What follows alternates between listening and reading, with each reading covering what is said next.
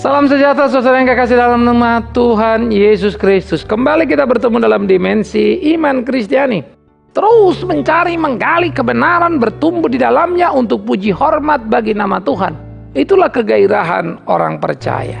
Namun sebelum kita lanjut dalam pemikiran kita kali ini saudara-saudara, bagaimana berbeda dengan dunia, kita lebih dulu berdoa. Kami bersyukur, kami berterima kasih untuk cinta kasih-Mu, waktu yang Kau beri di perenungan kami akan firman-Mu. Tolonglah kami, tuntunlah kami, bimbinglah kami dalam belas kasih-Mu. Demi Tuhan Yesus kami berdoa. Amin. Saudara-saudaraku yang dikasihi oleh Tuhan Yesus Kristus, di dalam 2 Timotius pasal yang kedua, ayat 19 sampai 26 demikian firman Tuhan.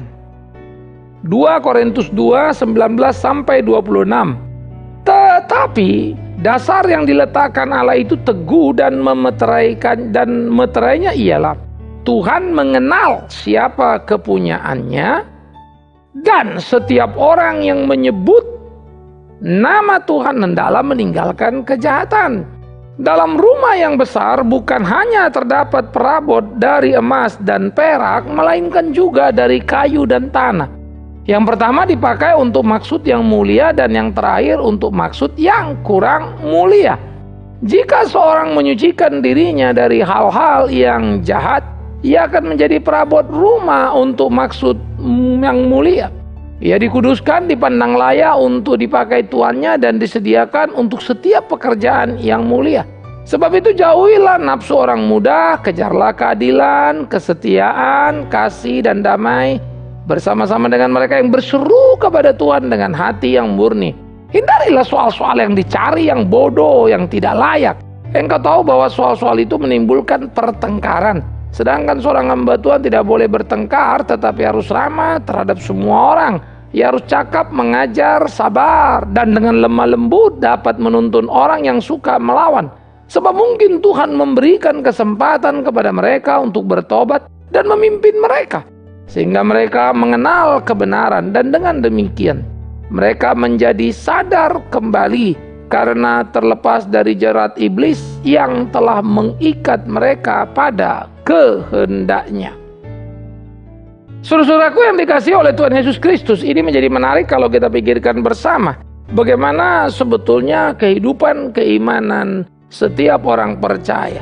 Maka dikatakan dasar yang diletakkan Allah dan teguh di dalam meterainya adalah bahwa Tuhan mengenal siapa yang menjadi kepunyaannya. Siapa yang menjadi kepunyaannya, Tuhan mengenalnya. Ini penting saudara, dalam pengertian begini. Memang Tuhan gak kenal yang gak punyanya. Maksud istilah mengenal, tentu Tuhan tahu seluruh dunia, seluruh manusia. Ya, yang dimaksud kenal adalah keterikatan antara orang ini dengan Kristus. Karena itu banyak sekali orang bilang gini, oh saya kenal Tuhan, saya bersyukur sudah kenal Tuhan, ya. Tetapi pertanyaan memang menjadi menarik. Tuhan mengenal dia apa enggak? Jangan-jangan dia cuma ngaku-ngaku kenal Tuhan, tapi Tuhan tidak kenal dia. Ngomong saya anak Tuhan, tapi Tuhan tidak merasa itu anaknya. Lah, kalau begitu bagaimana mengetahuinya? Ini menjadi menarik. Pohon dikenal dari buahnya. Kalau dia anak Tuhan, pasti buahnya persis yang diajarkan firman. Karena itulah dikatakan, setiap orang yang menyebut, mengenal siapa kepunyaan apa, setiap orang yang menyebut nama Tuhan hendaklah meninggalkan kejahatan. Jadi orang-orang yang disebut sebagai anak Tuhan tadi, yang mengenal Tuhan, adalah orang yang meninggalkan kejahatan. Artinya dia tidak hidup di dalam kejahatan, dia tidak berbuat jahat, dia tidak terlibat dengan kejahatan. Tidak ada di sekitar kejahatan, tidak terlibat dengan kejahatan, tidak berbuat yang jahat. Itu tandanya. Nah, ada enggak pada diri kita? Iya kan? Di dalam hidup ini ada etika dasar yang penting untuk kita tahu, saudara-saudaraku yang kekasih. Ya, etika bagaimana menjalani hidup ini menjadi penting. Banyak orang tidak punya etika dalam hidupnya. Dulu, dunia kerja pernah digegerkan ketika masih rame-ramenya urusan banyak usaha PT-PT buka baru ya. Sebelum kemudian dihantam kita oleh Krismon, ya bajing loncat sana, loncat sini, lari sana, lari sini. Dan tidak lagi kita menemukan orang-orang yang loyal misalnya. Tetapi memang tren dunia masa kini, ya seperti yang digambarkan oleh Paulus dalam 2 Timotius 3, bagaimana manusia itu menjadi cinta diri, hamba uang. Ya sudah, demi uang orang akan melompat, cinta diri dia akan lari sana dan sini. Maka memang loyalitas menjadi sulit untuk dicari. Ya bahkan hubungan suami istri pun seringkali jadi hubungan transaksional. Rupiah menjadi penentu kebahagiaan. Ini juga menakutkan, bukan? Tapi itulah kehidupan. Seorang istri tidak lagi mampu misalnya untuk mengingatkan suaminya supaya bawa uang ke rumah itu uang yang halal misalnya. Nggak peduli lagi mau haram kek, mau apa kek. Yang penting di rumah dan mengubah gaya hidupnya. Begitu pula sebaliknya. Nah ini realita hidup yang memang tidak sederhana. Oleh karena itu saudara, bagaimana dalam pergumulan kehidupan yang kita hadapi, sehingga betul-betul kita mesti berhati-hati. Dikatakan di dalam rumah yang besar bukan hanya terdapat perabot dari emas dan perak, melainkan juga ada kayu, tanah. Yang pertama dipakai maksud mulia, yang terakhir maksud yang kurang mulia. Berbeda dengan dunia. Pertama tadi adalah kamu tidak lagi berbuat jahat, kan begitu ya? Kamu meninggalkan kejahatan. Ya. Yang kedua tadi adalah aspek berbeda dengan dunia adalah berbeda dalam kualitas. Yang satu dikatakan ada barang-barang perabot emas perak itu maksud mulia, ada kayu tanah itu maksud kurang mulia. Artinya, marilah kita hidup untuk maksud yang mulia. Bukan berarti kayu nggak penting. Lalu saudara bilang lah kan kosen dari kayu, masa dari emas? Ya tapi Anda juga kan tahu kosen kan lebih murah daripada emas kan begitu kan? Nah, oleh karena itu pengertian mulia dan kurang mulia tadi menjadi menarik. Sehingga di dalam bagian seperti itu, ketika seseorang mau mengikut Tuhan, ketika seseorang bersama dengan Tuhan meninggalkan kejahatan dan hidupnya adalah hidup yang bertujuan dan bermutu dalam keseharian, bermutu sebagai perabot emas dan perak itu. Nah, mutu itu ada pada dirinya, ada pada tiap tindakannya, nilai moralitasnya, mentalitasnya, spiritualitasnya, intelektualitasnya. Berkelas apa tidak?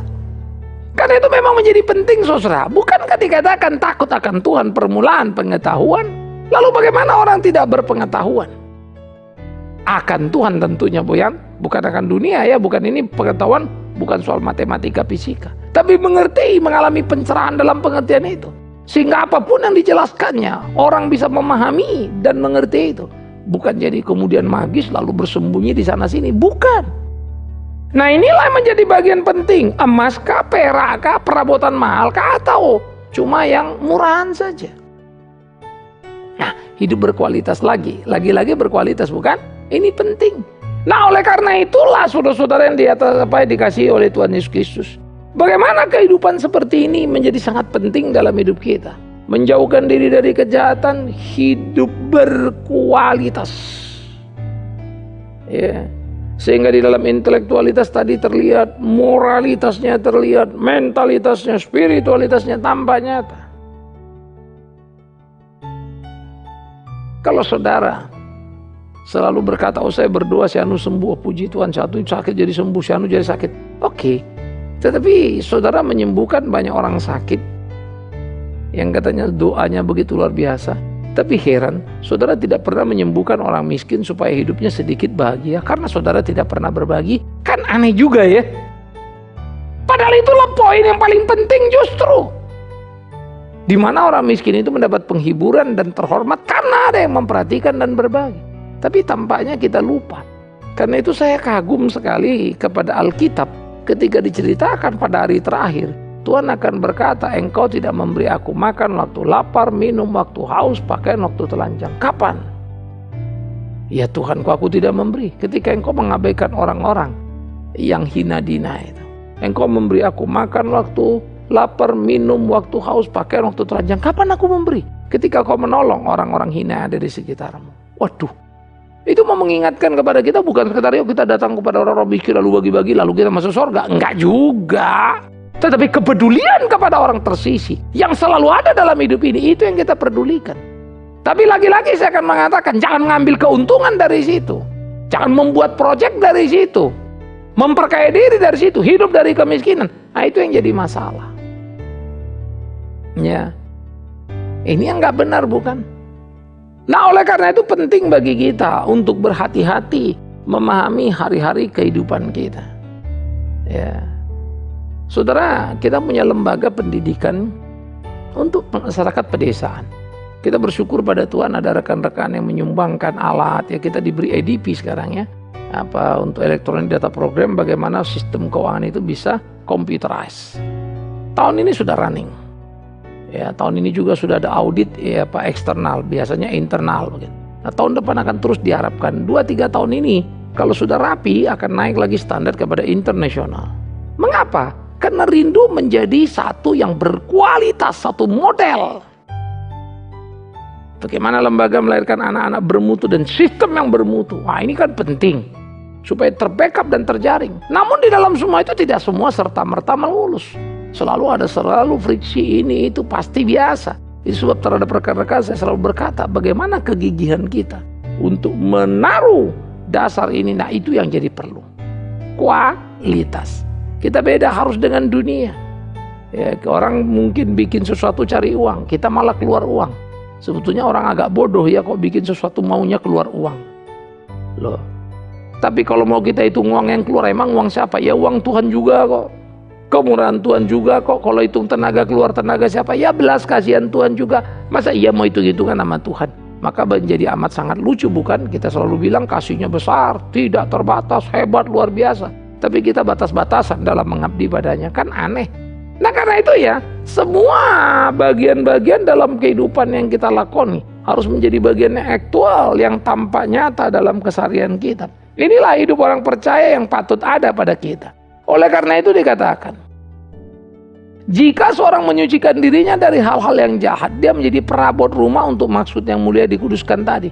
Dipandang layak dipakai tuannya, disediakan untuk pekerjaan mulia. Nah jadi ketika nilai kualitas itu ada, maka dia akan dipakai untuk alat mulia. Dia terpakai dalam hidupnya. Jadi saya pikir ya, selalu orang pasti banyak berdebat seperti yang sering saya katakan. Tidak semua orang suka Anda. Tidak mengapa. Tapi Anda kerjakan gak kerjaan Tuhan yang nyata, faktanya ini loh. Ya, bukan bagaimana engkau memperkaya dirimu, tapi bagaimana engkau menolong orang miskin di sekitarmu. Itu loh hidupnya. Jadi jangan juga misalnya kita pamer, oh inilah berkat Tuhan pada saya ganti mobil saya ganti rumah saya. Loh, saudara. Orang miskin di sana masih nggak makan kok, apa nggak malu kamu ngomong begitu? Kan begitu toh. Mestinya bagaimana kita bilang, oh bersyukur pada Tuhan, Tuhan tambah rezeki, diberi aku hati yang murah sehingga berbagi pada orang lain. Itu bedanya dengan dunia. Kalau mengumpul itu dunia. Ya, tapi anak Tuhan membagi, bukan mengumpulkan. Maka gairah seperti ini saudara-saudara yang mestinya makin kuat. Semakin banyak yang dibaginya semakin bahagia dia. Padahal kalau semakin banyak yang dibaginya logikanya makin dikit punya dia bukan? Tapi karena memang bagi dia kebagian bukan berapa banyak punyanya, berapa banyak yang dibaginya. Inilah pentingnya iman Kristen. Tapi dibaginya secara bertanggung jawab, bukan tidak bertanggung jawab. Dia melayani, membagikan harta benda yang Tuhan berikan, bukan untuk mencuci dosanya, tetapi untuk memuliakan Tuhannya. Maka dikatakan jauhilah kejahatan, hiduplah yang suci dan benar dengan hati yang murni, yang sesuai dengan kehendak Tuhan itu. Oleh karena itu di dalam praktikal digambarkan, jauhilah nafsu orang muda, kejar keadilan, kesetiaan, kasih, ya, dan semua nilai-nilai yang jadi penting dengan hati yang murni. Pertama tadi jauhilah kejahatan, hiduplah yang berkualitas, dan yang ketiga saudara, dengan motivasi apapun yang kau kerjakan, kerjakan dengan kemurnian. Motivasi, bukan mau mencari untung diri, tapi lagi-lagi untuk mengabdi. Kemurnian motivasi sangat penting. Ini yang saya pikir makin miskin di dalam dunia. Semua orang bisa bicara benar, mana belum tentu hidup benar. Sama kalau seorang pendeta khotbah benar, misalnya saya belum tentu hidup saya benar kan. Anda mesti perhatikan baik-baik. Begitu bukan? Maka saya akan berkelahi menunjukkan kualitas yang benar. Itu panggilan. Orang menulis, tulisannya bagus dan benar, belum tentu hidup dia begitu. Maka kalau kita membaca buku, wah hebat loh ya, bagus loh bukunya. Padahal si penulisnya tragis hidupnya. Bukunya mah indah kan gitu ya endingnya. Kita langsung kok ini lain. Memang gak ada korelasi itu. Menulis dan menghidupi kan dua hal yang berbeda, saudaraku yang kekasih. Iya kan? Menceritakan yang benar, banyak yang ceritakan benar, tapi hidupnya gak benar juga banyak kan. Nah, jadi ini memang perlu untuk memahami penggalangan sikap hidup seperti itu. Nah inilah yang harus kita jalankan dalam kehidupan kita. Bagaimana kita melakoni hari-hari kita. Bagaimana kita memainkan peran kita dengan sungguh-sungguh. Nah ini menjadi semangat Kristiani. Yang harus kita bangun dalam semangat keimanan kita, dalam semangat hidup kita sebagai orang percaya. Nah inilah yang mesti kita jalankan dalam hidup kita. Ya, supaya hidup kita itu sungguh-sungguh berkenan kepada Allah, sungguh-sungguh bisa melakukan apa yang kehendak Allah. Jadi jauhilah nafsu-nafsu yang salah, kan begitu ya. Ya, kejarlah keadilan, kesetiaan, kasih dan damai bersama dengan mereka yang berseru pada Tuhan dengan hati yang murni tadi. Lalu dikatakan hindarilah soal-soal yang dicari yang bodoh, ya, tidak layak. Ya, maka banyak sekali orang mencari-cari persoalan yang sangat lucu dan luar biasa, bukan? Ya. Sehingga akhirnya sebetulnya sama kalau saya lihat dalam politik, ketika ada orang bagus disukai rakyat, diteror kiri kanan, akhirnya yang jadi lawan orang neror ini kan rakyat juga, bukan? Begitu sebetulnya dalam hidup ini, itu keadilan Tuhan yang bersifat common, berlaku secara umum pada siapapun dimanapun. Begitulah anak Tuhan sebetulnya. Pasti akan difitnah orang, diajak orang, tapi ya lama-lama juga orang tahu orang ini siapa, kan begitu. Dari kualitas hidupnya. Ya, ini menjadi perlu, saudara. Nah, oleh karena itu, bagaimana kita menjalani kehidupan kita supaya kita tidak terjebak dan membuang-buang waktu untuk hal yang tak perlu itu. Tapi bagaimana mengajar keadilan, kebenaran dan menegakkannya, itulah mimpi kita. Ya, itu kan berkutat dalam perdebatan, debat kusir yang gak ada mutunya, capek kan? Karya kagak ada, yang ada kebencian saja yang tertanam di sana. Ya. Tunjukkan karyamu. Percayalah orang-orang jahat, orang-orang bengkok, Tuhan akan jadi lawan mereka itu, saudara-saudara. Jadi jangan habiskan energi untuk itu. Biar Tuhan menghukum. Sebaliknya Anda juga mesti tahu, kalau Anda bengkok, Anda jahat, Tuhan akan hukum kita, kan begitu. Ngapain takut?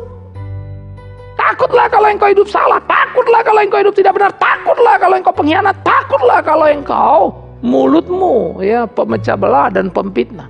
Tapi jangan takut kalau kau benar, jangan takut kalau kau jujur. Jangan takut kalau kau murni dalam melayani. Tuhan akan membelamu. Ya, saya sudah sering kali katakan, rasul-rasul di penjara pun difitnah, rasul itu. Tapi itulah dunia, itulah hidup, itulah realita. Disitulah pertandingan kehidupan, akankah kita tetap setia. Itu perbedaannya dengan dunia. Sehingga kalau dunia itu mau menyebarkan isu, kalau perlu ketakutan disebarkan. Tetapi anak-anak Tuhan itu menyebarkan isu damai sejahtera. Kalau dunia itu mengambil yang bukan punyanya jadi miliknya, kalau anak-anak Tuhan itu membagikan apa yang dia punya supaya orang berbagi dan mempunyai sesuatu dalam dirinya. Ya.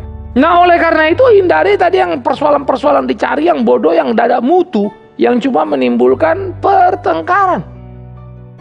Seorang hamba Tuhan harus ramah, dikatakan tidak bertengkar. Tidak bertengkar tidak sama dengan diam-diam saja, bukan. Kalau ada pertanyaan, kamu mesti jawab. Kalau ada memfitnah, kamu mesti luruskan. Tapi kalau orang itu tetap ngotot, tinggalkan. Ngapain kau berdebat dengan orang-orang yang sudah tahu salah pun masih ngotot saja? Ada saja itu. Abaikan. Ya, ya. Anjing menggonggong, pendeta berlalu, kan begitu ya. Anjing yang mana Pak? Ya itulah yang gonggong-gonggong, teriak-teriak, nggak beres, nggak itu. Padahal hidupnya sendiri jauh dari beres. Ya, itu kan gampang sebetulnya. Hari-hari hidup kan gampang. Ya, kalau kamu bilang orang itu jahat, ya terserah. Tapi Anda jahat nggak? Ya, jahat juga sih. Ya sudahlah kan gitu ya. Orang itu jahat, ambil uang. Lalu kita lihat ternyata orang lain dapat uang dari orang itu. Dari mana ambil uangnya? Oh, ternyata Anda yang fitnah. Kan gampang toh. Tetapi memang kita bisa mau mengatakan apapun. Nah, ayo kita belajar. Berbeda dengan dunia. Jangan seperti orang dunia. Ya. Nah, inilah kehidupan orang percaya yang mesti digumuli, dilakoni dalam hari-harinya. Oleh karena itu, bagaimana kita dengan segala kemungkinan menolong tiap orang dalam kehidupannya, membawa mereka untuk hidup benar, sehingga mereka boleh mengenal kebenaran. Ya. Sehingga dengan demikian dikatakan mereka jadi sadar terlepas dari jerat iblis yang telah mengikat mereka pada kehendaknya. Lalu digambarkan orang-orang yang tadi fitnah ribut itu ternyata cuma masuk dalam jerat iblis. Tapi ada orang yang bebal dan keras terus, ya. Nah, itu yang dikatakan oleh Paulus, ya. Orang-orang seperti itu aku serahkan kepada iblis. Kenapa? Karena mereka tidak mau kebenaran. Jadi ada juga orang bebal, saudara. Udah dikasih tahu, mestinya tahu benar itu apa, bebal aja terus, notot aja terus.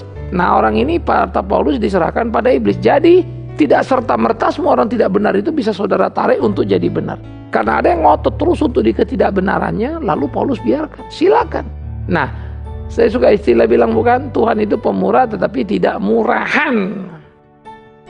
Kebenaran itu bukan barang recehan yang bisa semau kita memainkannya. No.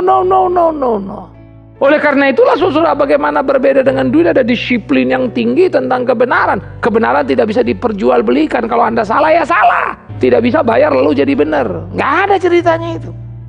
Kalau di dunia mungkin itu ada. Kamu bisa beli apa saja, bisa bayar siapa saja untuk bilang Anda baik. Namanya kebaikan kan bisa dibeli. Nama baik bisa dibeli kok. Bagi-bagi aja uang, bilang saya baik. Baik kan? Tapi apakah engkau sesungguhnya baik? Oh enggak.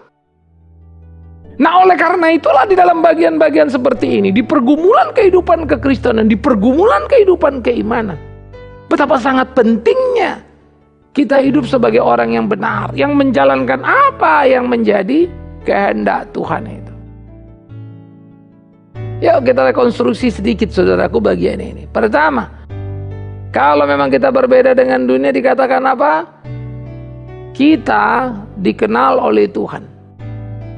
Mengenal Tuhan. Kita dikenal oleh Tuhan dan kita mengenal Tuhan. Kita mengenal Tuhan dan Tuhan mengenal kita. Taunya dari mana? Dia menjauhi kejahatan. Saya suka Paulus. Dikatakan Paulus punya integritas. Integritas adalah orang menjauhkan diri dari kejahatan. Itu integritas. Ya, kalau Anda sudah berbuat sesuatu yang salah dalam aturan umum, masih Anda merasa benar, itu kan sudah gawat. Nah, itu namanya tidak ada integritas. Tetapi memang orang selalu benar pada dirinya. Nah, karena itu mari kita melihat bukan saja menurut diri kita, ya, argumen kita, tapi dalam tata krama umum yang berlaku benar apa salah tuh. Kan gitu ya. Nah, ini menjadi bagian sederhana dulu. Nah, itu akan membuka ruang kemudian kita tidak terjerumus kejahatan. Tapi kalau kita selalu membalut dengan ukuran diri, maka dari yang jahat tipis, jahat agak tebal jadi jahat tebal, hitam pun kita bilang putih. Salah pun kita akan bilang benar. Jadi jauhi kejahatan. Menjauhkan diri dari kejahatan adalah tidak mendekat dan tidak mencoba-coba untuk melakukan yang jahat. Nah, itu Ayub. Ya. Integrity itu terjemahan dari Inggris ke Indonesianya, menggambarkan menjauhkan diri dari kejahatan. Nah, yang kedua tadi adalah bagaimana menjadi berkualitas. Berkualitas adalah kualitas hidupnya. Menjadi produk yang bernilai tinggi untuk tujuan mulia. Ini kualitas ini bukan urusan kuantitas. Ini bukan jadi bagaimana kamu punya uang banyak tapi membagi uang banyak. Nah, beda ya. Banyak yang kau bagikan, bukan uangmu banyak tapi banyak yang kau bagikan. Sehingga waktu banyak kau bagikan, mungkin uangmu tidak terlalu banyak karena lebih banyak yang kau bagikan. Nah, itu loh kualitas. Bukan orang uang banyak karena dia tidak mau membagikan sedikit yang dia bagikan. Nah, itu kualitas. Yang ketiga kemudian dikatakan, bagaimana kemudian bukan saja hal itu dikerjakan, tetapi dikerjakan segala sesuatu dalam kemurnian. Tidak kau bagi uangmu pada orang banyak supaya kau disebut baik. Bukan, murni. Karena sudah semestinya Tuhan baik sama saya, maka saya bagikan. Kemurnian harus mewarnai seluruh tindakan-tindakan yang dikerjakan. Ya. Dan akhirnya yang keempat, jangan menghabiskan energi untuk hal-hal murahan. Perdebatan-perdebatan kosong, ya, debat kusir yang kagak ada gunanya. Ya. Karena pada akhirnya tiap orang akan dibawa pada konstelasi hidup dan akan diukur dari apa yang dilakukannya, apa yang sudah you kerjakan. Bagaimana hidup kamu sebagai suami, sebagai istri, sebagai orang tua, sebagai anak, sebagai teman? Seperti apa sih hidupmu? Apa buah karyamu? Nah, itu pertanyaan-pertanyaan serius, saudara. Sehingga tiap orang mesti mengukur dirinya, memperhatikan hidupnya. Ya. Tetapi ketika kita melakukan hal yang benar dalam hidup kita, itu akan menjadi sangat indah. Bagaimana hari-hari kita isi, bagaimana hari-hari kita jalan dan kita hidup sangat hebat. Itu kekristenan. Mari kita jalani hidup seperti itu, sehingga hidup yang berkenan kepada Tuhan. Mari kita jalani hidup seperti itu, hidup yang melakukan kehendak Tuhan, sehingga kita tidak salah dalam melangkah, tetapi selalu tepat arah dan sesuai kehendak Allah. Nah, inilah pertandingan dalam hidup keimanan orang Kristen. Oleh karena itu, makin hari kita melakukan itu, makin tajam kita, makin berbeda kita dengan dunia. Dan Tuhan tuntut perbedaan dengan dunia adalah perbedaan gelap dan terang. Artinya apa? Ya kontras satu. Ini bukan antara hitam dan abu-abu atau abu-abu dan putih, tetapi betul-betul antara putih dan hitam. Selamat berlatih diri, selamat berbeda dengan dunia ini. Bukan dalam kata, tapi bukti. Amin. Kita berdoa. Kami bersyukur, kami berterima kasih Tuhan untuk cinta kasih-Mu. Ajar kami terus hidup di dalam-Mu untuk apa yang menjadi kehendak-Mu, sehingga sungguh dalamnya nama Tuhan dipermuliakan. Tolong kami, tuntun pimpin kami dalam tiap langkah kami. Demi Yesus Kristus yang adalah Tuhan dan Juru Selamat kami yang kami layani, kami berdoa dan memohon dimampukan berbeda dengan dunia. Amin. Sampai di sini pertemuan dimensi iman Kristiani kita. Biar Tuhan menolong memimpin kita untuk terus mengaktualisasi, supaya kita tidak terjebak hanya pada teori-teori keagamaan kita saja, tetapi betul-betul mutu yang terlihat, terasa, terukur, teruji, sehingga memang tampaklah beda nyata antara kita dan dunia. Selamat melakoninya. Sampai bertemu dalam dimensi iman Kristen yang lainnya. Shalom.